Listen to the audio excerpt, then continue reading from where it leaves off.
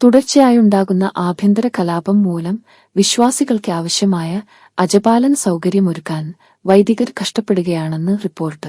മ്യാൻമറിലാണ് സൈനിക ഭരണകൂടത്തിന്റെ ആക്രമണങ്ങളെ തുടർന്ന് പലായനം ചെയ്ത വിശ്വാസികൾ ഇപ്പോഴും തിരികെ എത്താനാവാതെ വനങ്ങളിലും താത്കാലിക കൂടാരങ്ങളിലും കഴിയുന്നത്.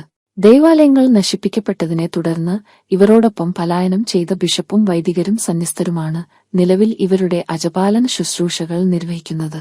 മരച്ചുവട്ടിലും ടെന്റുകളിലും വിശുദ്ധ കുർബാന അർപ്പിക്കുന്ന കാഴ്ച ഇത്തരം പ്രദേശത്ത് സാധാരണമായിരിക്കുകയാണ്.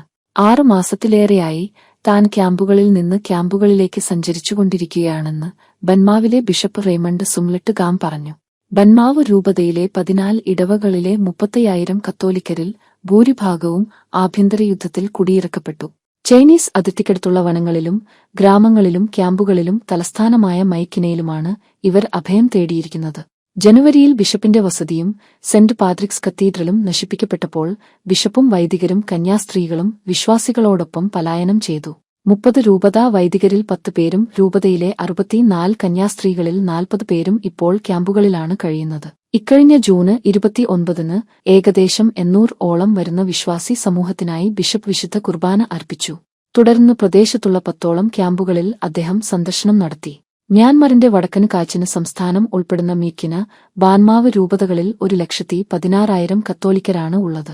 ആഭ്യന്തര സംഘർഷം പ്രദേശത്തെ പതിവ് സഭാജീവിതം തടസ്സപ്പെടുത്തിയെങ്കിലും ജനങ്ങൾക്ക് അജപാലന പരിചരണം നൽകുന്നതിൽ തങ്ങൾ പരാജയപ്പെട്ടിട്ടില്ലെന്ന് ബിഷപ്പ് ഗാം പറഞ്ഞു. വനത്തിൽ മരങ്ങൾക്കടിയിൽ ഇടവക്കാരോടൊപ്പം താന് ഇപ്പോഴും വിശുദ്ധ കുർബാന അർപ്പിക്കുന്നുണ്ടെന്ന് ക്യാമ്പിൽ കഴിയുന്ന ഒരു വൈദികൻ പറഞ്ഞു. യുദ്ധം മൂലം നാടുകടത്തപ്പെട്ട 4ാമത്തെയും അവസാനത്തെയും ബിഷപ്പാണ് റേമണ്ട് സുംലെട്ട് ഗാം. ഇപ്പോഴും പോരാട്ടം തുടരുന്നതിനാൽ ജനങ്ങൾക്ക് അവരുടെ വീടുകളിലേക്ക് മടങ്ങാൻ വളരെ സമയമെടുക്കുമെന്നും അദ്ദേഹം കൂട്ടിച്ചേർത്തു.